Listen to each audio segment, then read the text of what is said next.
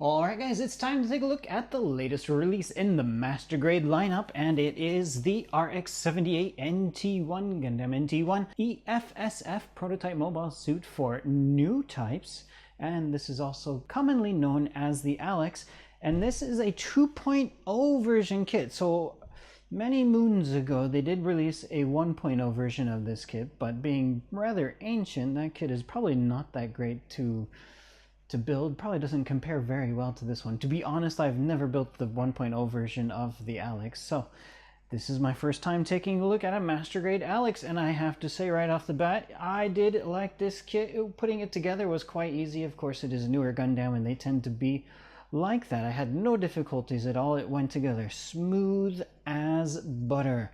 Although doing the review for this kit is going to take me longer, I think, than normal kits, and that is because, let me just kind of show this off before I get into looking at this kit as it stands right now. For this kit, although I will not show the inner frame, it does note that it has a 4-layer structure. So of course, being Master Grade, you have that nice inner frame. Then you also have the standard armor, which is how I have it built right now. But then you also, this kit also has what they call a Chobham armor, and that's kind of, it's based on a real-life armor that was from, I believe the British developed it for their tanks. So it's based off of that. So you have like an inner type of skeleton frame structure that the Chobham armor itself is going to be built onto. So that's kind of cool, because you're going to be able, if you were really creative and if you really want to, you can have it in like a damaged state where like some of the Chobham armor has been broken off and you have like the open frame showing and some of the Chobham armor pieces missing. But we'll take a look at that towards the end of the video. Let me kind of show you what kind of difficulty I'm going to be working with. So this is just standard mode right now, but I've cut all of the parts off of the runners so that I can be able to put them on here. So that's going to make my job quite difficult later on as I try to match these pieces up and put them on later. So that's a challenge for me later. All right, but let's take a look at the NT-1 Alex and what do we get with this kit. So I'm really enjoying, I really like the details and the color separation that we have going for this kit. Nice colors, pretty standard Gundam style, whites, reds, yellows, and blues. And I love just the molding on this kit is quite nice and quite sharp. Very beautifully done. All right, so looking over here at the shoulder, you will notice up in here, although it's not too easy to see from the front, so this is just something that once you get it on, you'll probably only notice it maybe a few times afterwards. But if you have built the Thunderbolt kits for the Psycho Zaku and the Full Armor Thunderbolt Gundam as well, you had this kind of plastic sleeve that you would put over the joints and then you kind of squish it down, and it gives it that nice texture to it. It looks quite cool, and it does not inhibit the movement at all for this arm. So just another nice neat little feature. I wonder how they did that in the 1.0 kit, if they mentioned that at all. Alright, so of course, being a Master Grade as well, you have the option to open up that hatch and take a look at the pilot on the inside. There he is. He's going to wave hello for everybody. Hello, how are you doing? So let's take a look at what kind of articulation we have with this kit. So we'll just get that done right off the bat. So for the foot, you have a bit of a joint here for that front part of the foot. The ankle is quite nice. It's got a joint that lets you move it from side to side, as well as front and back. Quite a good range of movement. So you'll notice this leg has quite a bit of a meaty big thruster on it there. So let me just let the arm fall off for a second there. So you might think that that kind of beefy looking leg is going to maybe inhibit the articulation for this leg, but that really is not so much the case, I found. You'll notice this part right here, it actually articulated in when I went to bend it, and that kind of allows you to move that knee up quite high there. So I think for the legs on this kit, you are able to, I had that problem before too, that side skirt just flipped right off, able to get some quite a nice range of movement. And because this isn't one of those strange Gundam kits like with stilettos, he is able to really hold his position quite well just standing on one leg like so. So as far as the legs go, I find this kit to be quite decent. Just the hip joint has a bit of just a standard joint not one of those fancy ones that kind of swivels front and back, but just a more standard circular joint, but that works. All right, so now let's take a look at the arm. Here you can kind of see that cover I was talking about a bit better there. Let me just go ahead and plug that right back into his shoulder joint. All right, so I'm going to go ahead and use this sidearm here. Hopefully it won't fall off on me again. We shall see. So the arm is, I don't know, the arm is pretty standard, pretty basic in its flexibility here. Of course, you got a nice double jointed elbow joint there. And you are able, even with that cover, you are able to kind of reach around and get some nice movement there in the shoulder, as well as moving it forward like so once you get that armor piece kind of bent back. So that's not bad, I have to say. So also that shoulder joint, it does have a shoulder joint that pivots out, so that's going to give you a bit more extra flexibility in there, which is quite nice. Of course, also you have a bit of flexibility in the waist, and I do believe the center should have a bit more flexibility to it as well. All right, so the head, of course, the head is just standard, bit of a swivel with a little bit of neck motion, but that's about it for articulation on this kit. I think it's quite decent, quite good. Of course, it is master grade, and they are known for being able to have nice movement like that. All right, so options for this kit, since I was talking about the head there a second ago, I have it equipped right now with the standard V-fin, but this kit also comes with a broken V-fin as well. So if you kind of want to have it, I believe a scene in the anime for this series there's a scene for this kit when the V-fin gets broken, so to recreate that if you want, there is the broken antenna in there for you. Now the hands has a flexible thumb joint, but if you want to switch out the fingers, you're going to have to work with some fixed posed fingers here. So this was the closed fist. We also have a bit more of an open fist, and of course there is just kind of standard open hand pose, as well as a trigger finger. Hopefully it focuses on it. And you are going to use the trigger finger on this kit with a couple of different weapons that it comes with. And let's take a look at those. So we do get your kind of, this is a rather basic beam rifle, I have to say. I think I've seen a bit more impressive weapons included with some HG kits lately. There's not a whole lot to this. It's molded in basically one color, except for that one clear piece of green plastic on the front there.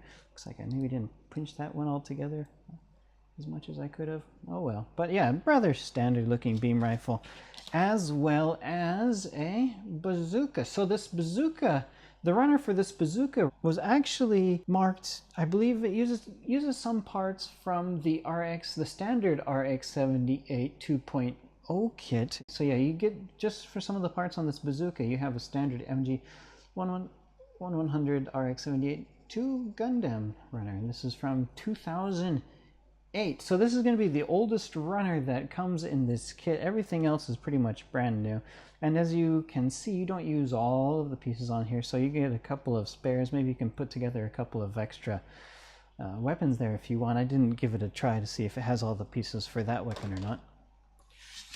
And of course you can see his beam sabers are standing or sitting there on his shoulders. You can pop them off, and it does give you two clear pink beam sabers. If you would like to pose him using his beam sabers, you have that option as well.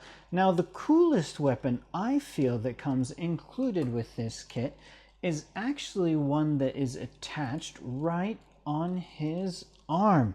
Now these are going to be the, what were they? The 90mm Gatling gun. So he's got, of course he's got the standard kind of Gatling gun that all Gundams use on their head there, but he also on his arm has these rather cool looking Gatling guns, and you can open this up here. Let me see if I can get my hand around here.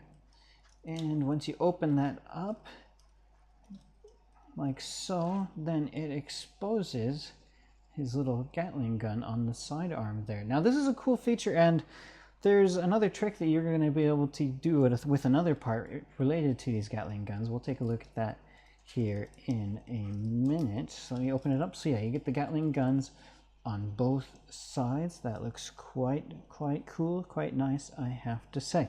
So I was mentioning there is another cool feature regarding those 90mm Gatling guns, and that is going to be related to the shield. So just looking at it like so, it looks, oh, okay, yeah, I see. That's rather standard looking shield, right?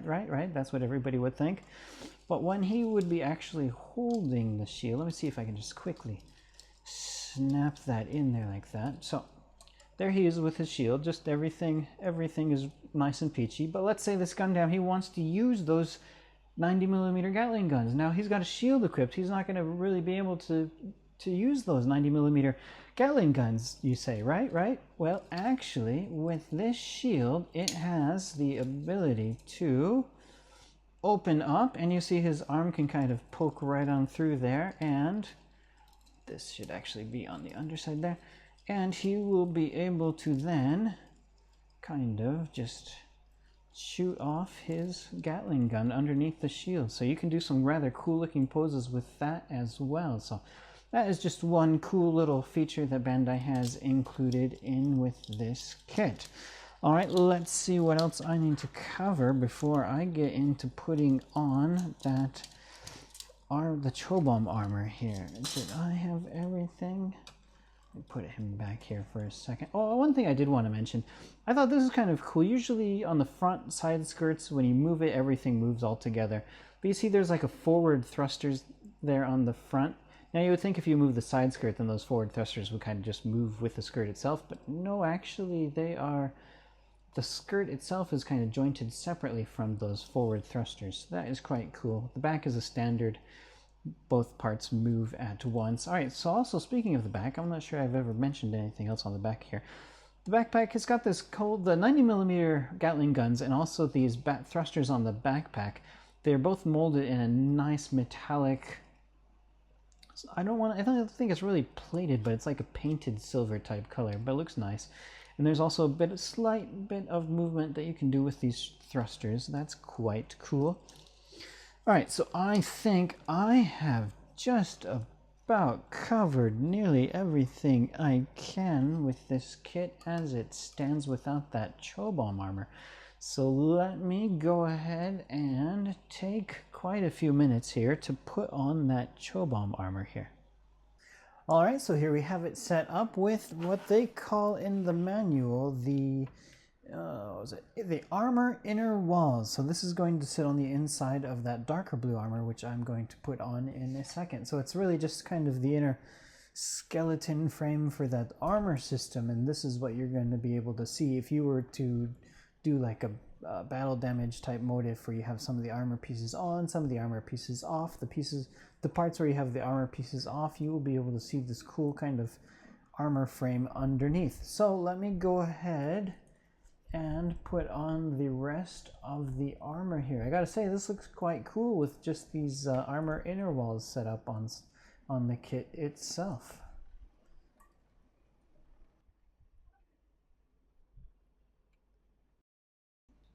All right, so now I have it all set up with the Chobham armor installed. And boy, this armor really makes him look nice and bulky. It's almost like a completely different Gundam mobile suit that we're looking at here. Just looks great. I mean, it's mostly just a single color, but of course you still got a lot of the white parts showing through, even the other color blue on the feet still. So this Chobham armor, it covers up most of the kit, and it definitely covers up all of that inner frame that we just saw a second ago. You can, just looking from the outside, you can barely see any of that silver, maybe a little bit through the holes here. If you look up inside, you can see a little bit more. But this Chobham armor, there's also a lot of like access panels that open up that expose the armor on the inside. And of course the chest also, you still have ability to kind of open up that door there if you want to be able to look at that. Now there's a couple of the arms have doors that open up to expose the thrusters there on the front and on the back as well. So that's kind of cool. Also the backpack, same type of thing. You got little doors that'll open up to expose the thrusters on the inside of there. Now, speaking of doors that open to expose the thrusters on the legs as well, let me open up some of these. We have these doors that pop right open. If you can get your fingernail in there. There you go. So you got those kind of doors that open up and expose that. Here on the shoulder as well, you have doors that open up to expose these thrusters in the shoulders, so that way he can fly around using those as well. You have the arm armor. Let me see if I can open that up. So this slides open there, and when that happens, you will be able to see that Gatling cannon on the inside of the arm. So you can do that, use that, and still get some interesting posing. Of course, once you get this armor on here, you're going to lose a lot of the flexibility that I showed off previously without the armor, but I think that's pretty much to be expected with something as bulky as this. Now the head, the armor for the head, if I remember on the box, I believe it mentioned that this is based off of a SD Gundam version of this kit that was released originally. So that's kind of cool. I think the head armor looks pretty sweet there. So there you have it. And of course, as I mentioned before, if you wanted to have like any battle damage showing off, like some of the inner frame exposed with the Chobham armor still installed in other parts, you can do that. These parts just slide right off.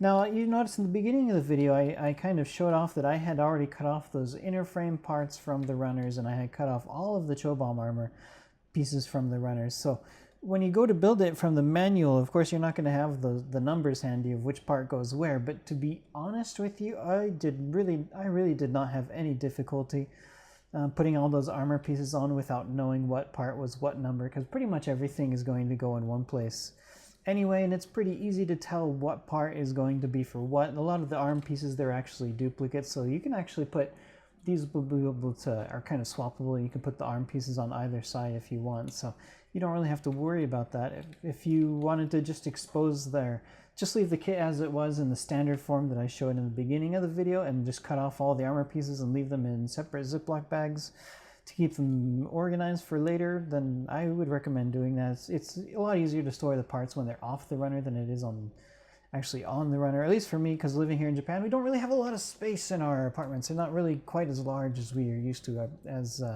in America, where I am from, of course. So just one tip, one point of advice. Now I thought this kit was a really good build. I do have to recommend it. You can see even though with its armor I'm holding on, you can see it holds pretty well. So it is quite a sturdy kit, which I'm always happy to see. I'm not really a big fan of floppy kits that without a stand they're just gonna not be able to hold their weight. So especially with a big kit like this, I'm quite excited about that. So for me personally, I think I will probably just be leaving this guy on my shelf with all of his Chobham armor installed, just so I can be able to keep all the armor in one place. And also, I think it looks quite awesome to have all this armor installed on this guy. He's quite a unique look to it. So not your standard kind of Gundam there, I have to say. So I do recommend this kit. I think it was an enjoyable build and highly recommended, especially if anybody out there is a fan of the NT-1 Alex. So there you have it.